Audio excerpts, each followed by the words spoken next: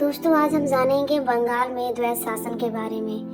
बंगाल में द्वैत शासन रॉबर्ट क्लाइव द्वारा शुरू की गई एक दोहरी प्रशासनिक प्रणाली थी, जिसमें ईस्ट इंडिया कंपनी के पास राजस्व अर्थात दीवानी अधिकार थे और नवाब के पास प्रशासन अर्थात निजामत की जिम्मेदारी थी।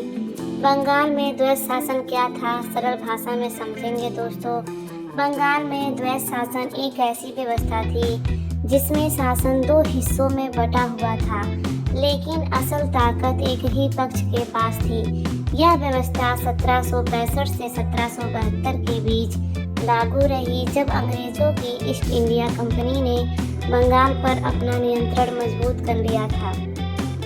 द्वैत शासन की शुरुआत कैसे हुई दोस्तों? 1764 में बक्सर का युद्ध हुआ, जिसमें अंग्रेजों ने मुगल सम्राट शाह आलम द्वितीय और बंगाल के नवाब को हरा दिया। इसके बाद 1765 में कंपनी को दीवानी अधिकार मिल गए। दीवानी अधिकार का मतलब था राजस्व कर वसूलने और आर्थिक मामलों को संभालने का अधिकार। द्वैत शासन का मतलब क्या था? द्वैत यानी दो भाग।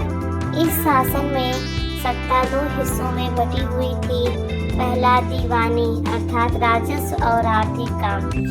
यह अधिकार ईस्ट इंडिया कंपनी के पास था। कंपनी किसानों से कर वसूलती थी और पैसे अपने पास रखती थी। दूसरा निजामत यानी कि कानून व्यवस्था और प्रशासन। यह काम बंगाल के नवाब के पास था। नवाब को जनता की सुरक्षा और प्रशासन संभालना था। असल में क्या हुआ? कागज पर तो सत्ता दो भागों में बटी थी, लेकिन असल ताकत अंग्रेजों के पास थी। कंपनी पैसा ले रही थी और नवाब पर दबाव बना रही थी। नवाब के पास नाम मात्र की शक्ति थी, क्योंकि उसके पास पैसा नहीं था। बिना पैसे के वह प्रशासन ठीक से नहीं चला सकता था। इस व्यवस्था की क्या समस्याएं थी दोस्तों? द्वैत शासन में कई बड़ी समस्याएं पैदा हुई।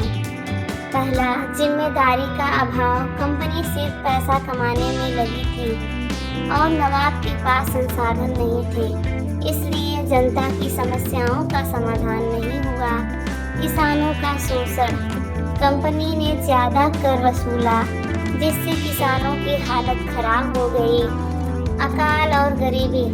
1770 में बंगाल में भयानक अकाल पड़ा, जिसमें लाखों लोग मारे गए। इसका एक बड़ा कारण यह खराब शासन व्यवस्था थी। द्वैत शासन का अंत। 1772 में वारेन हेस्टिंग ने इस व्यवस्था को खत्म कर दिया।